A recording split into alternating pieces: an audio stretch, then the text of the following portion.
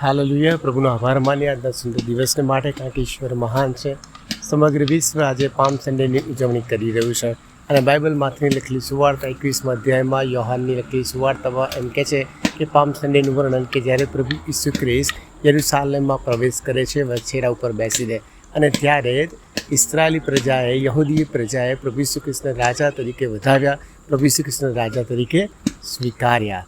અને તેમની ઈચ્છા હતી, તેમની માંગણી હતી કે ઈશ્વર તેમના જીવનના, તેમના સમાજના, એમ કહે છે કે તેમના પ્રશ્નોના રાજા બને અને તેમને દરેક જાતની ગુલામીમાંથી, દરેક જાતના બંધનોમાંથી છોડાવે. આ તેમની માંગણી હતી અને આ તેમની એમ કહે છે કે ઈશ્વરની સમક્ષ મોટી એમ કહે છે કે વિનંતી હતી. પણ ઈશ્વરનું આયોજન આ તેમની જે રાજા તરીકેની ઈચ્છાઓ હતી, માંગણીઓ હતી, એના કરતાં કંઈક વિશેષ મોટું અને ઉચ્ચ ઈશ્વરનું આયોજન હતું.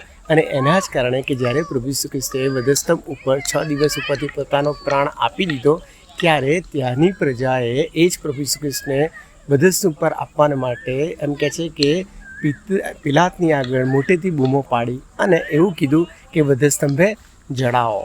જે લોકોએ ઈસુ ખ્રિસ્તને રાજા તરીકે વધાવવાને માટે પોતાના એમ કહે છે કે દાઢીઓ પાથરી દીધી, પોતાના વસ્ત્ર એમ કહે છે કે રોડ ઉપર પાથરી દીધા, એ જ લોકોએ પ્રભુ ઈસુ ખ્રિસ્તને વધસ્તંભે જડાવવાના માટે જોરથી તેઓએ બૂમો પાડી. કેટલી મોટી ભૂલ તેઓ કરી, કેટલો મોટો અવિશ્વાસ તેઓ બતાવ્યો. કેમ?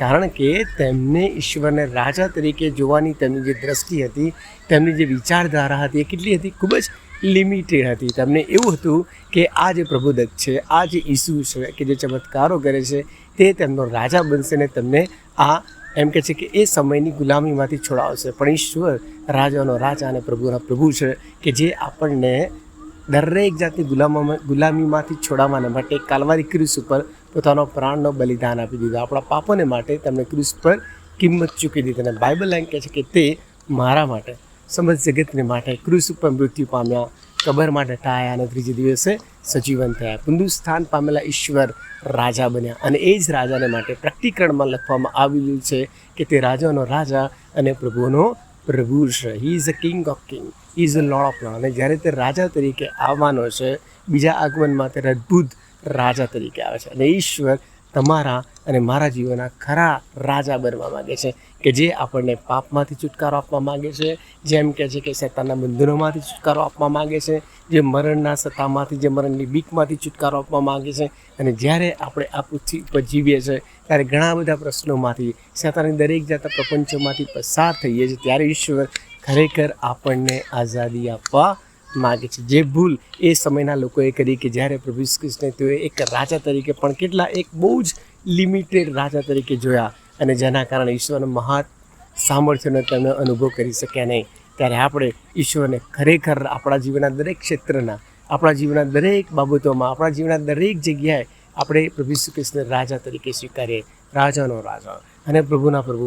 અને ત્યારે ઈશ્વર આપણા જીવનમાં અદ્ભુત કામ કરશે, આપણી બીમારીઓમાંથી છુટકારો આપશે, આપણે સંકટોમાંથી છુટકારો આપશે, મૃત્યુના ભયમાંથી છુટકારો આપશે, શૈતાનના બંધનો, શૈતાનની દરેક જાતના પરાક્રમોમાંથી છુટકારો આપશે.